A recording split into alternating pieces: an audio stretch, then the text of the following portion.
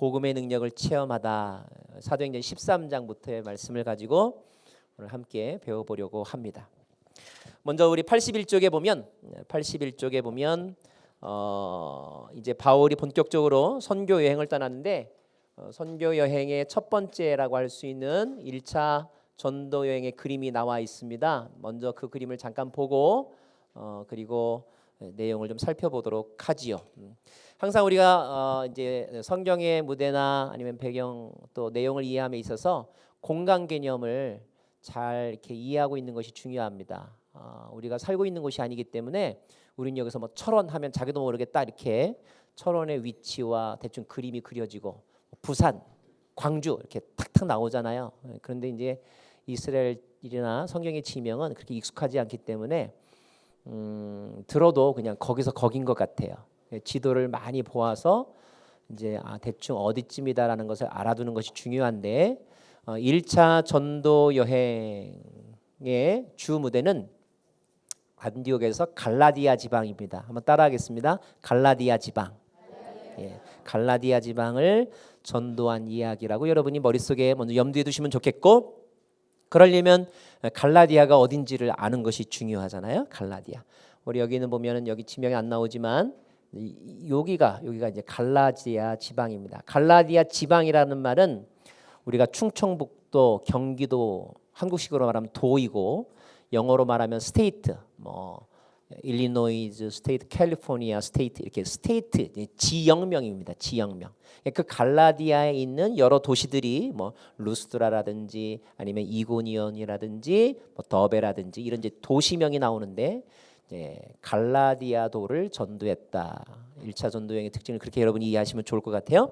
자, 그러면 도대체 이 1차 전도여행은 어떻게 시작이 됐는가? 이제 그 기원을 우리가 알아볼 필요가 있겠죠. 자, 사도행전 13장 1절에서 3절인데 너무나 잘 알려진 말씀이죠. 저와 여러분 서로 한번 교독하도록 하겠습니다. 제가 먼저 읽겠습니다.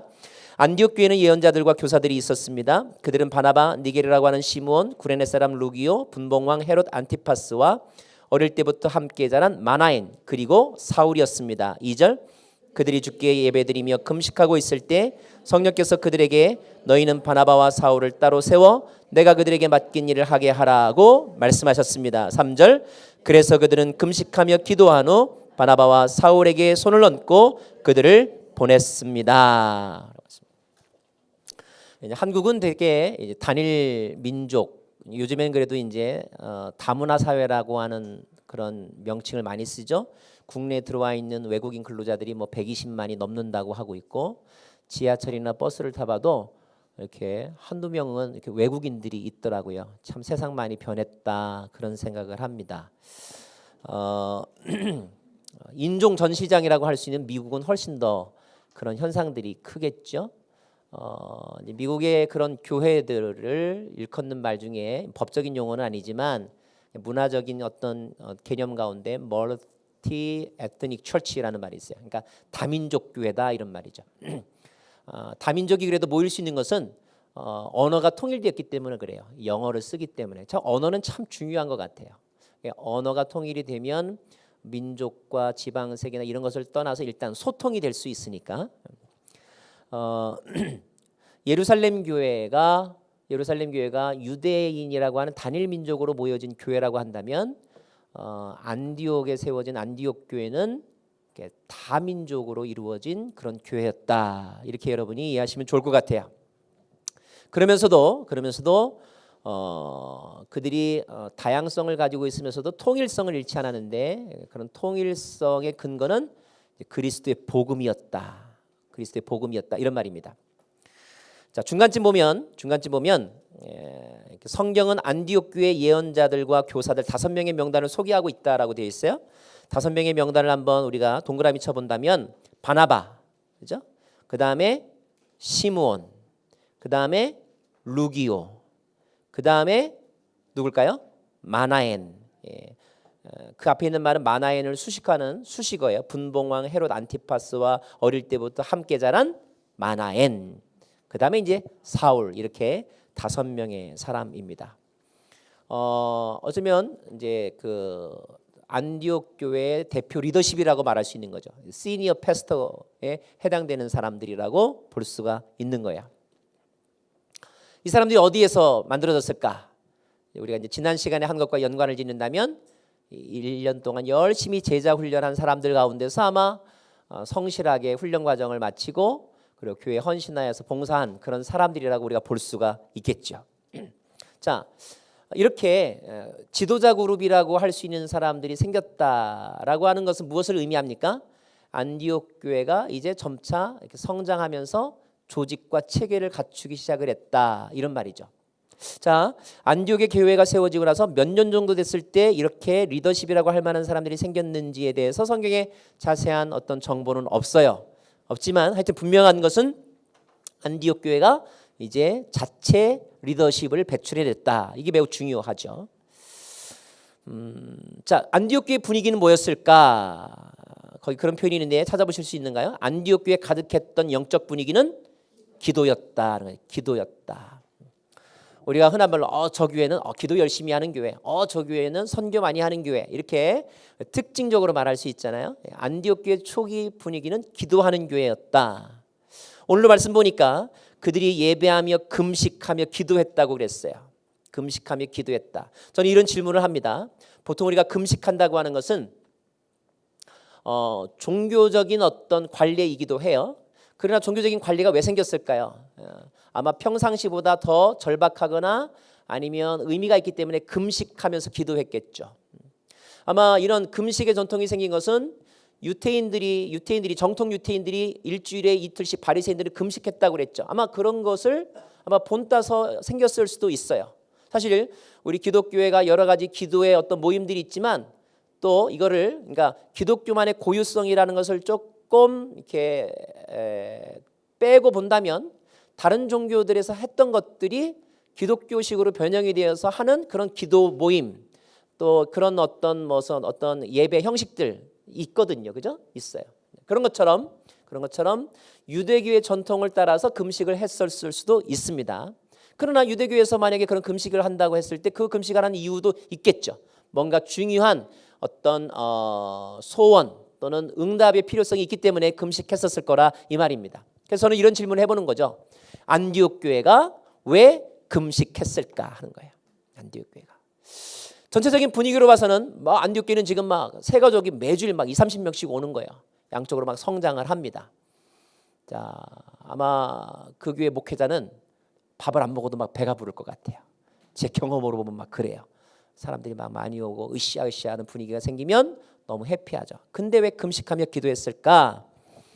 우리는 거꾸로 이 기도의 결과로 그들이 선택한 것을 보면 그들이 무엇 때문에 기도했는지를 알 수 있다는 거죠. 자,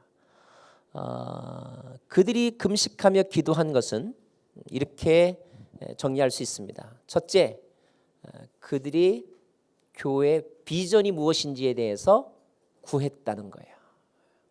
자, 그런 설명이 어디 있습니까? 이런 말이 있는데, 자, 우리가 아까도 읽었던 말씀 2절 보면 2절 말씀 다시 한번 볼까요? 2절 시작. 그들이 주께 예배드리며 금식하고 있을 때 성령께서 그들에게 시작.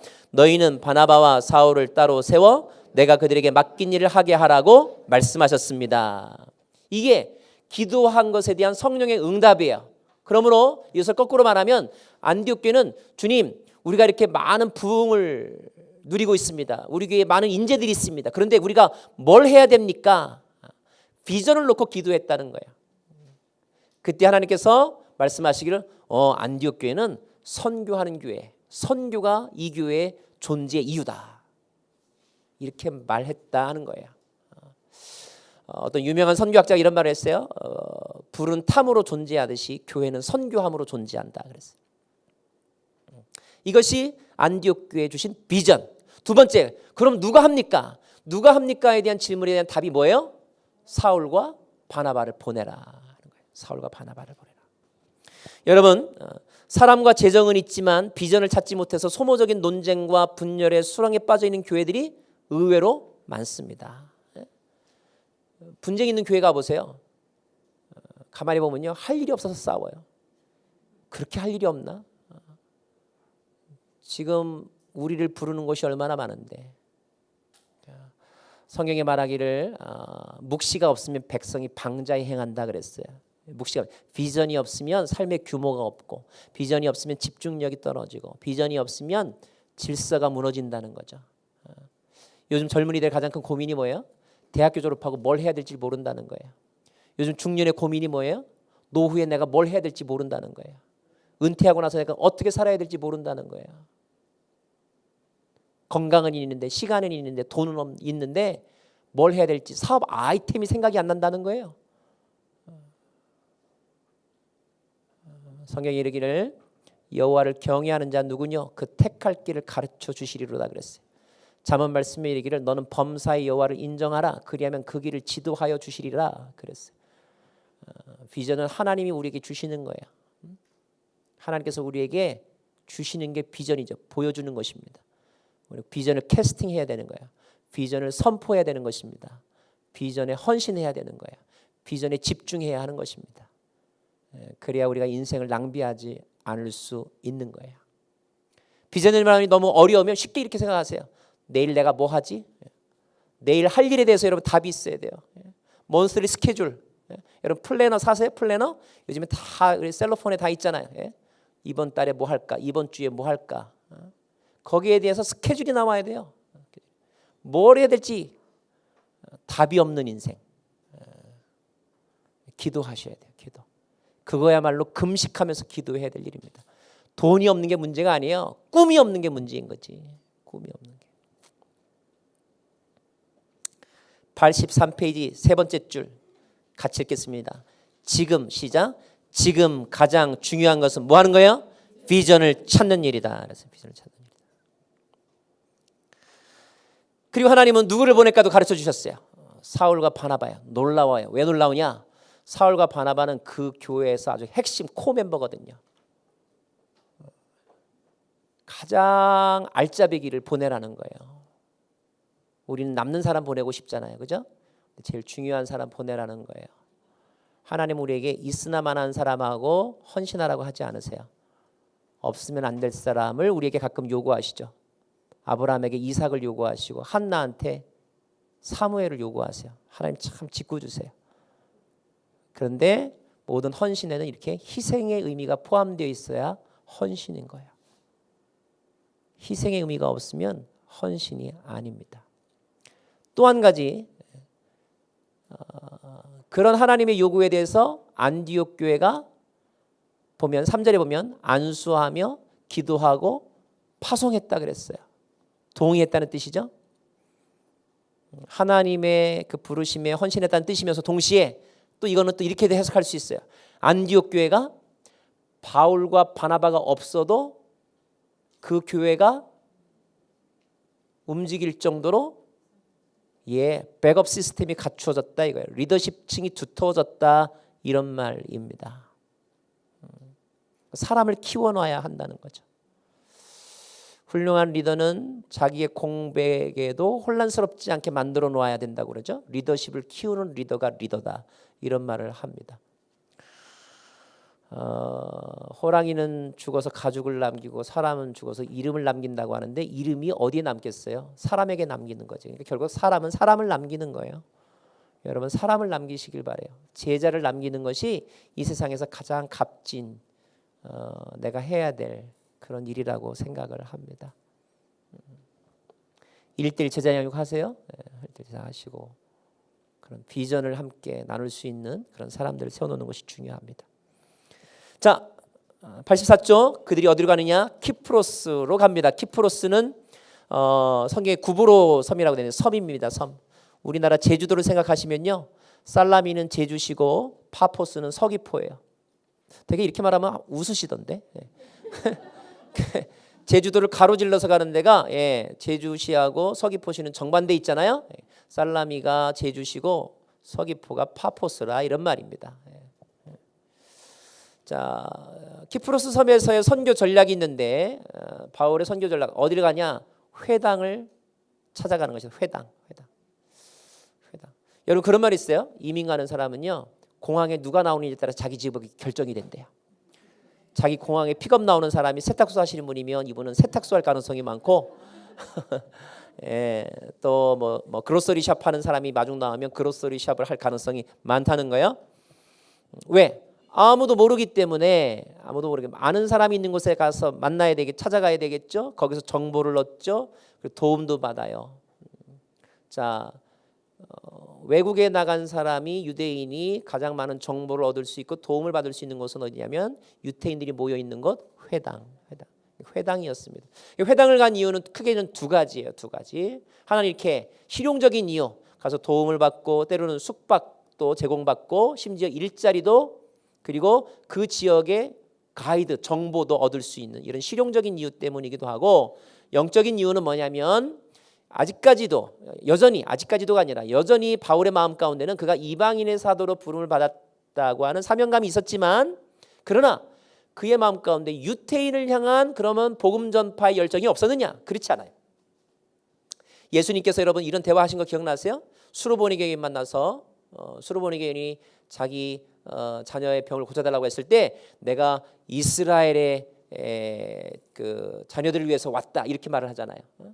그러니까 예수님의 선교도 보면은 예수님 멘트 가운데 나는 먼저 유대인을 위해서 왔다, 이방인이 우선이 아니다 이렇게 말씀하시는 부분이 있어요.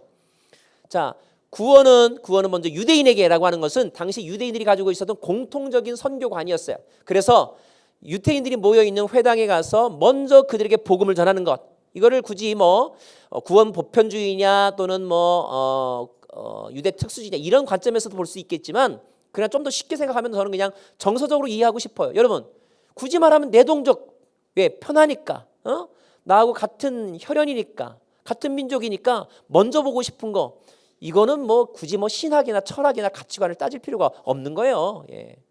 팔이 안으로 굽는 것처럼 내 식구, 내 가족 먼저 얘기하고 싶은 거 당연한 게 아닐까 그런 생각을 합니다. 여하튼 자, 회당에 찾아가서 거기서부터 이제 복음을 전합니다. 회당에서는 여러분 참고로 회당의 예배와 성전의 예배가 있어요.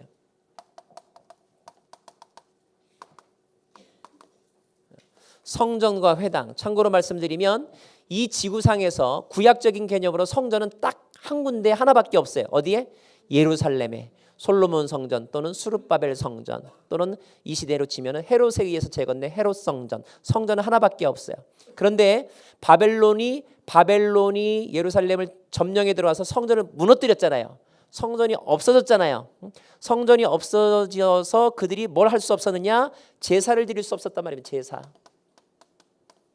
제사, 희생의 제사를 드릴 수가 없었어요. 성전에서 드리는 것의 가장 대표적인 것은 요즘 우리가 레위기 공부한 것처럼 희생 제사를 드리는 거예요. 희생 제사.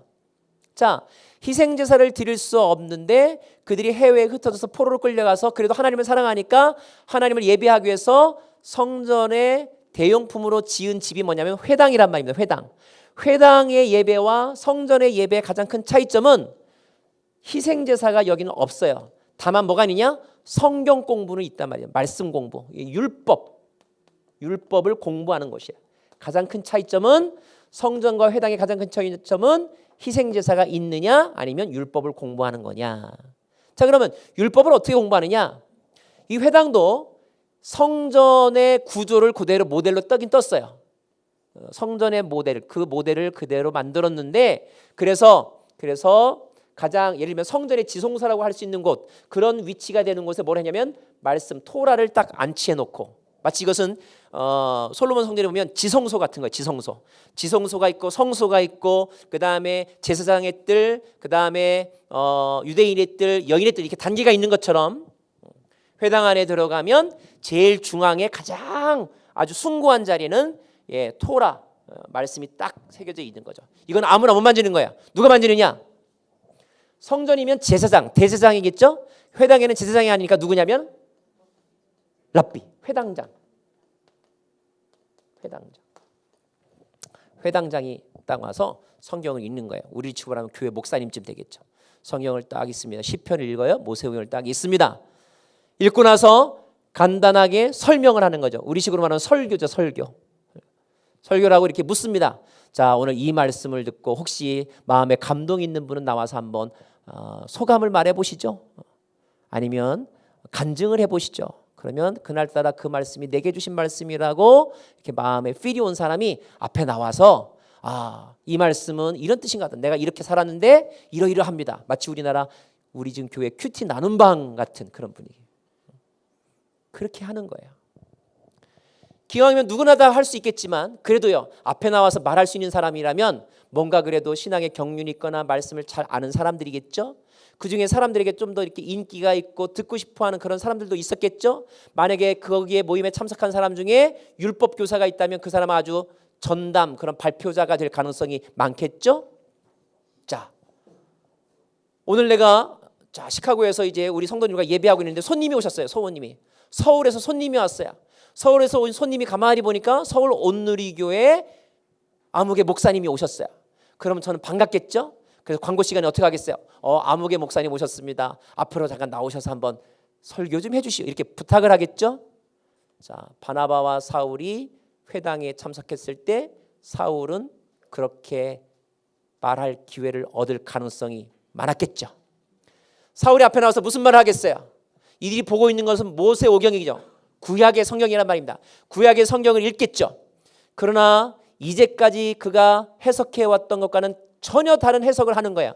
무슨 해석을 하냐면 이제까지의 구약의 해석은 그에게 있어서 앞으로 되어질 일, 옛 언약에 관한 거지만 이미 사울에게는 그 언약이 성취된 거죠. 그래서 예수 그리스도의 관점에서 그 구약의 약속을 재해석해 주는 거죠. 재해석해 주는 거예요. 우리가 영어 문장을 하다 보면요, 어느 순간 이런 게 생겨요. 딱 어떤 단어 하나가 딱 이해가 되면서 앞뒤가 팍 뚫릴 때가 있어요. 바울은 그런 것을 경험했다 이런 말입니다. 그래서 바울은 유대인들이 모여 있는 곳에 가서는 구약 성경을 텍스트로 해서 거기서 누구를 결국 소개시켜 주는 거예요? 이 구약의 예언이 성취가 되었는데 그 성취의 증거가 누구다? 예수다. 이것이 바울의 핵심 메시지였다 이 말입니다. 자, 이렇게 살라미에 가서 이제 복음을 전했다 이런 말입니다. 그 다음에 이제 간 곳이 어디냐면 그 섬을 가로질러서 파포스라고 하는 곳, 키프로스 섬의 캐피털 시티인 파포 섬이 갔는데 이 파포에는 누가 있었냐면 로마에서 파견된 총독 세르기우스 파울로스가 있었어요. 근데 총독은 성경에 보니까 지성적이었다 그랬어요. 지성적이었던 세르기우스 파울로스가 바나바와 사울이 왔다는 소식을 듣고 그들을 초청합니다. 로마인들은요, 유대인에 대해서 어떤 생각을 가지고 있었냐면 워낙 유별난 민족이긴 하지만 참 호기심이 많이 가는 민족이기도 했어요. 왜냐하면 그들의 종교 생활 자체가 자기들이 신앙생활, 자기들이 예배하거나 종교 생활하는 거하고 너무 달라요. 이방인들의 눈이 보기에 유대인들은요, 이방인들은 그래도 뭐 하나 신주단지를 모셔놓든지 아니면 이렇게 조각상을 세워놓든지 그러면서 예배를 하거든요. 근데 유대인들은 아무것도 없는데 절하면서 예배하는 거예요. 일단 형상이 없어요. 아이콘이 없단 말이에요. 아이콘이요. 그것도 이상해. 또 이방인들은 일반적인 윤리가 그야말로 요즘 말로 하면 내가 원하는 것을 다 하는 거예요. 느껴라, do it, 그걸 해라 이거예요. 근데 유대인들은 굉장히 이방인들이 보기에는 금욕적이고 특별히 성적인 문화에 있어서 굉장히 아주 정결하고 아주 도덕적인 그런 삶을 사는 사람들이 유대인들이에요. 그래서 항상 참 별난 민족이지만 저 사람들은 도대체 뭘 믿는 거야? 이런 호기심이 있었단 말이죠. 세르기우스 파울로의 마음 가운데 그런 호기심이 있었던 것 같아요. 호기심이 있다고 해서 그러나 아무나 부르진 않겠죠? 왜? 다 사회적 신분이 있는데 부를 만한 사람을 불렀겠죠. 이 말을 제가 설명하는 이유는 사울은 세르기우스 그 도시의 총독이 한번 만나고 싶을 정도의 매력을 가진 남자였다 이런 말입니다. 지성적인 면에서 또 신앙적인 면에서 영향력적인 면에서 영적인 면에서 그렇게 관심을 끌 만한 사람이었다 이런 말이에요. 여러분, 이 세상 사람이 여러분에 대해서 저 사람하고 얘기 좀 해봤으면 좋겠다 이런 뭐 매력이 있어요? 너무 자신 있게 막 고개를 흔드시는데 그러면 전도는 누가 하냐 이 말이에요. 전도는 이렇게 제가 전도를 나가 보면요, 20대는 20대가 전도하는 게 제일 좋아요. 60대는 60대가 전도하는 게 제일 좋습니다. 골프 선수한테는요, 골프 선수가 다가가는 게 제일 좋은 거예요. 학자에게는 학자가 가는 게 제일 좋아요. 그러니까 우리가 복음을 전하기 위해서 여러분 우리의 스펙트럼을 넓힐 필요가 있는 거예요. 넓힐 필요가.